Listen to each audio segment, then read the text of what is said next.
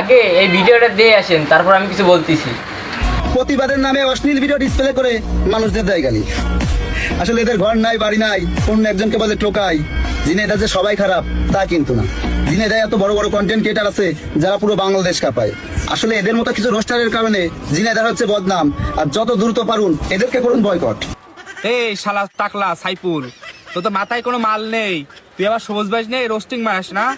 তোর মোজগুলো আগে কাট, শালা টাকলা, শালা ছাপ্পি ছেলে বিলে। তোর মোজ কাট, তারপরে আসবি রোস্টিং করতি। শালার টাকলা সাইফুল, ওই সেলুনের দোকানে কাজ করবি, নাহলে আমার কাছে টাকা নিয়ে যা, টাকা নিয়ে মোজ কাট। তোর সাথে কোনো মাল নেই, আবার এখানে রোস্ট রোস্ট মারা দিয়েছো। তো ভিডিওটা তো দেখলেন, বলি বাবান সাইফুল কি তোমার মারে ঠ্যাঙ্গাই ছিল?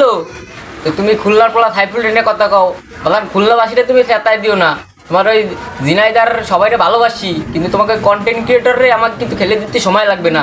তো সাইফুল ভাইয়ের রোস্টিং বাদ দিয়ে তুমি অন্য ওই যেসব এই নাড়াই দাও না, ওইসব উঠো।